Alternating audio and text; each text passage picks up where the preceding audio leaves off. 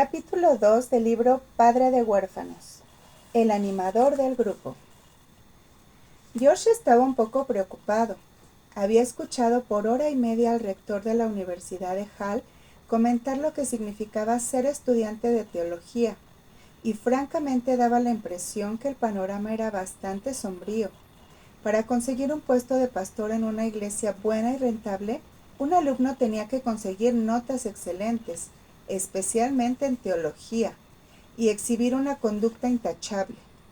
Un alumno que no exhibe el debido decoro, musitó el rector con el entrecejo insistentemente fruncido, terminará trabajando en alguna pequeña aldea rural, con escasos ingresos y un círculo social muy bajo. La mención de los ingresos escasos fue lo que más asustó a George. No importaba cuánto hubiera discutido él y su padre, éste entregaba a su hijo una suma de dinero suficiente para vivir bien. Por supuesto, todo finalizaría cuando George estuviera graduado y se responsabilizara de sus propias necesidades. Entonces necesitaría una iglesia buena y rentable que le diera empleo. George tuvo que cambiar de postura varias veces mientras permanecía sentado, escuchando. Su nueva vestimenta le incomodaba demasiado.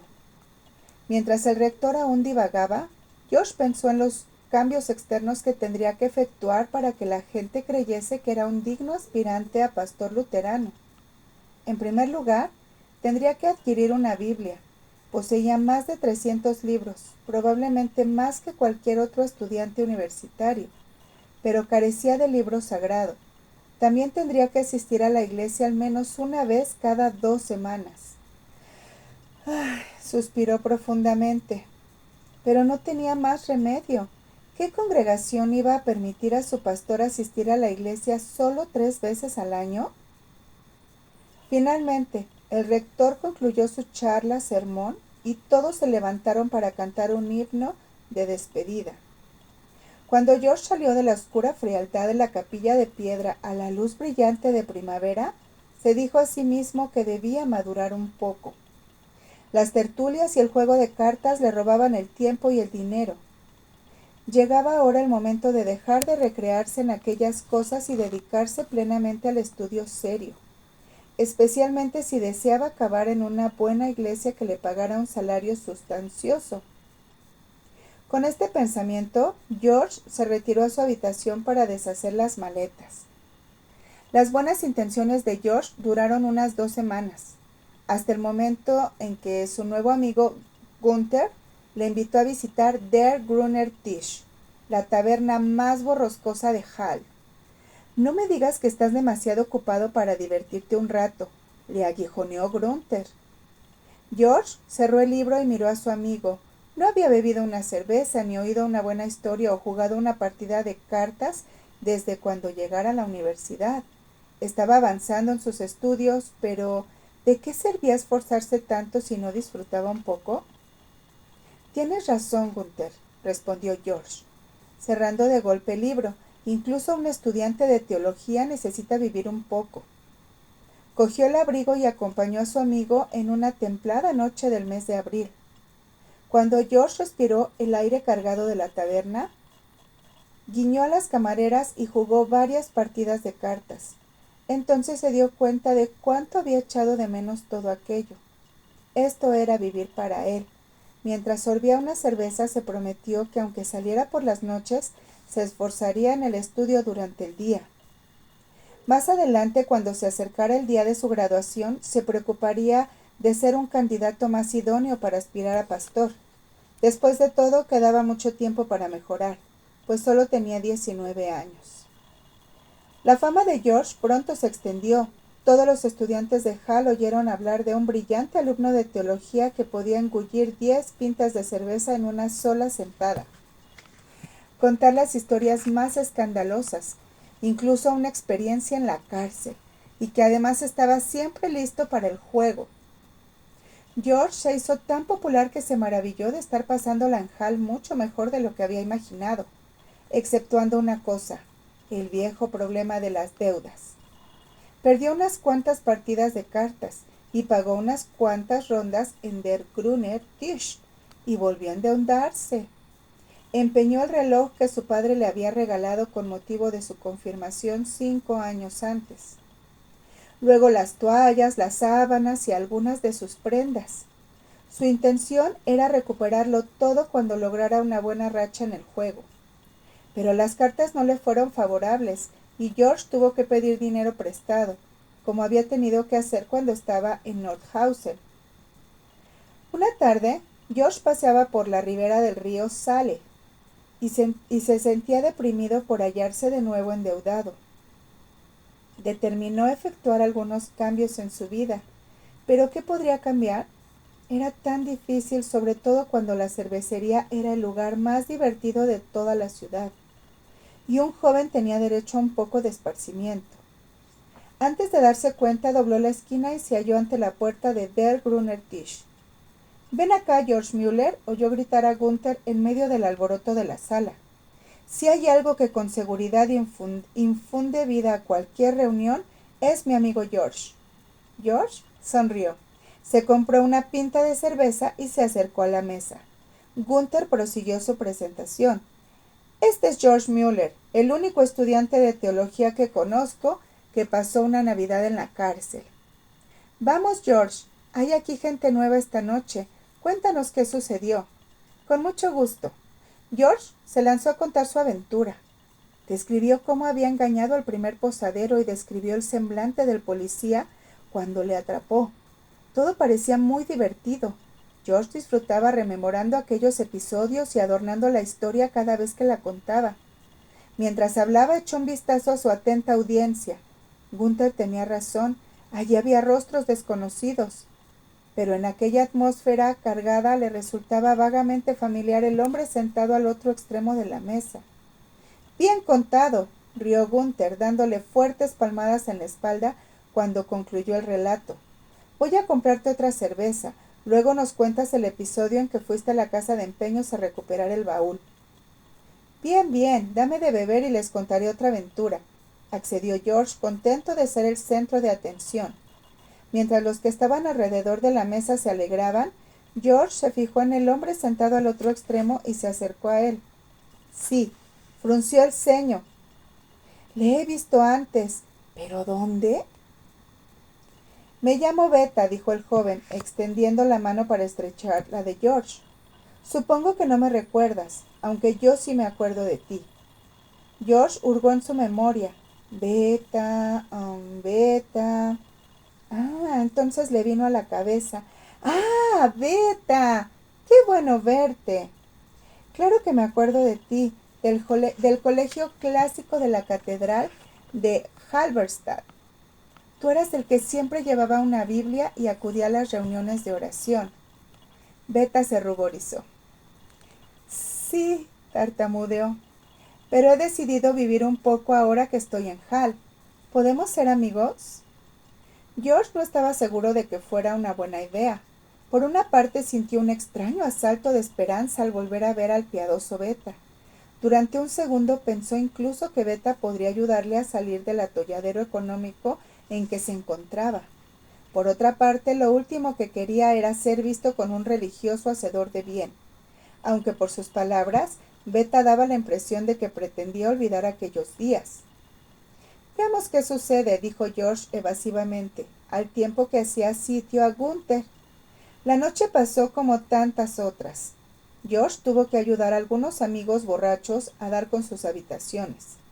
Entretanto, Beta le siguió sin interrumpir su parloteo acerca de los días pasados en Halberstadt. «Tiene gran deseo de que seamos amigos», pensó George, auxiliando a Gunther, que tartamudeaba a su lado. «Supongo que no hará daño en acompañarnos». El trimestre estaba a punto de finalizar y las vacaciones de verano se venían encima.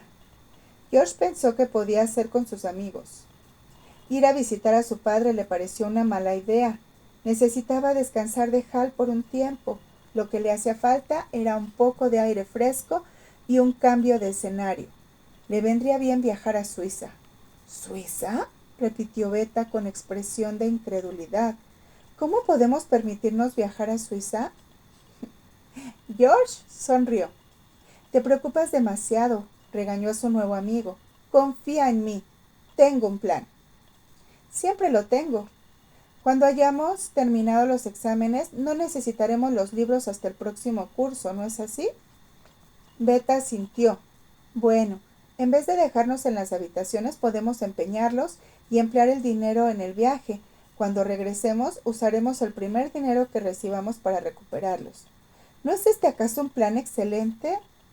Bueno, la voz de Beta se arrastró. Supongo que daría resultados, siempre y cuando podamos recuperar los libros. Por supuesto que sí, confía en mí, replicó George, como si el asunto hubiera quedado resuelto. Pero, ¿y los pasaportes? Preguntó Beta. Yo soy menor de edad, lo mismo que tú. Nuestros padres tendrán que concedernos permiso.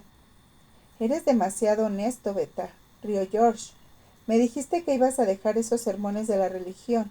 A veces hay que ser un poco creativo. ¿Cómo? Preguntó Beta. Ay. George respiró profundo. ¿En cuántos papeles tienes la firma de tu padre? Inquirió. Puede que en 2 o 3, respondió Beta, con cierto aturdimiento. ¿Y cuánto cuesta practicar hasta conseguir una firma como la suya? Una amplia sonrisa iluminó el rostro de Beta. Por fin empezaba a comprender. ¿Quieres decir que falsificaremos la firma de mi padre? Preguntó. George asintió con la cabeza. No me digas que nunca has pensado en eso, instigó.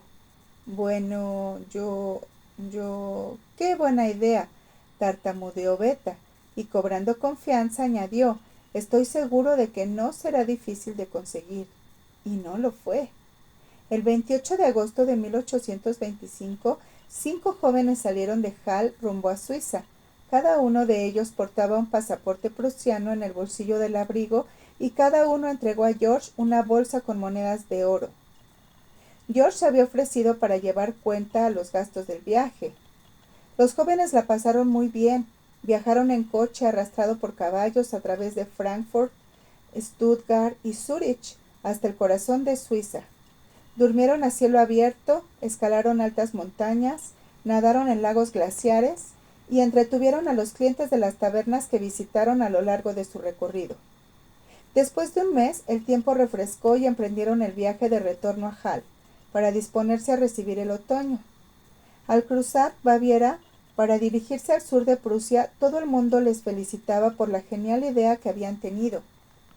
Aunque todos lo pasaron muy bien, George estaba convencido de haber disfrutado más que ninguno. Ello se debía a que pagó solamente la mitad que sus compañeros.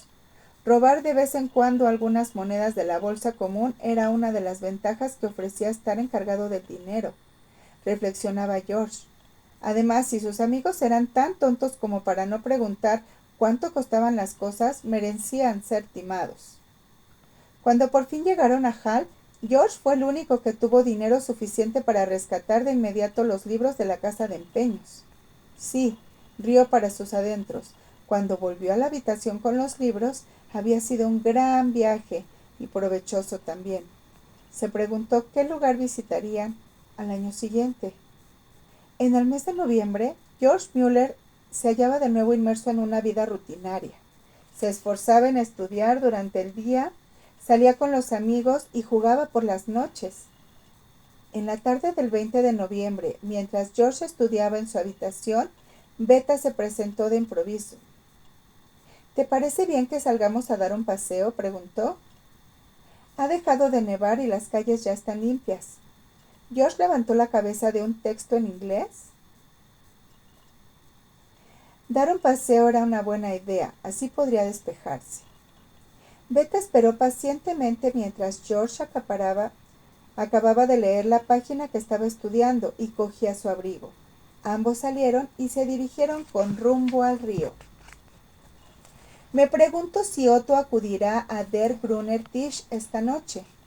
Cuenta buenas historias de su paso por el ejército, ¿no es cierto?, comentó George a su amigo. Beta afirmó. Sí, acudirá, pero yo no iré esta noche. Tengo otra cosa que hacer. ¿Otra cosa?, se burló George. ¿Algo más importante que echar un trago con los amigos? ¿Qué cosa podría ser esa? Beta miró a lo lejos. Me he encontrado con un viejo amigo, dijo. ¿Le conozco?, indagó George. Es el señor Kaiser. No creo que le conozcas, replicó Beta. ¿Y cómo conociste al tal señor Kaiser? Beta empezó a enredar sus dedos en el extremo de su bufanda. Bueno, comenzó diciendo, pero al punto se detuvo. Voy a asistir a un estudio bíblico y él estará encargado de dirigirlo. ¿Estudio bíblico? Rió George en voz alta. Beta, yo creía que habías abandonado esas historias cuando nos encontramos.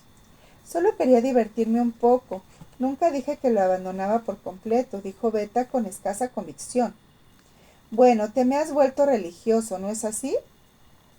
¿Qué hacen en esas reuniones bíblicas?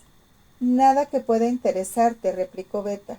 Cantamos y oramos, y el señor Kaiser lee un sermón. En realidad no es tan malo. Creo que te caería bien el señor Kaiser, si le conocieras. Una escena irrumpió entonces en la imaginación de George. Se hallaba en la taberna Der Grüner Tisch, contando su última y divertidísima aventura cerca de la noche cuando acompañó a Beta a un estudio bíblico.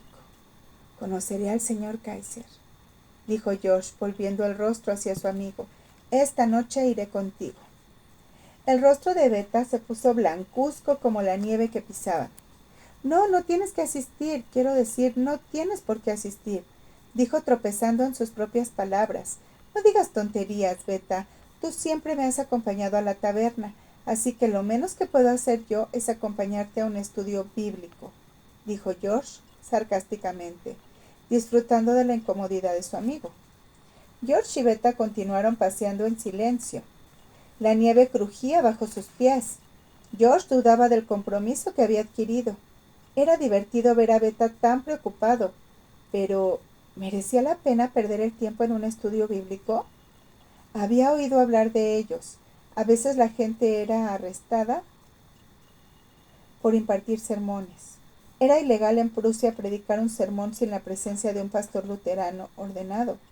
Se suponía que esto garantizaba que solo los pastores licenciados en la universidad predicaran, lo cual preservaría la Biblia de posibles distorsiones y evitaría que campesinos ignorantes tuvieran ideas extrañas. Al menos eso era lo que siempre le habían dicho a George. No obstante, según Beta, el señor Kaiser leería el sermón. Así es como la gente esquivaba la ley. En cuanto al sermón, hubiera sido escrito por un pastor ordenado y registrado. ¿Podía ser leído en cualquier reunión? Eso hizo que George se preguntara qué clase de hombre querría leer los sermones de otro. Y más importante aún, ¿en qué se estaba metiendo al asistir a un estudio bíblico para escuchar la lectura de un sermón redactado por otro?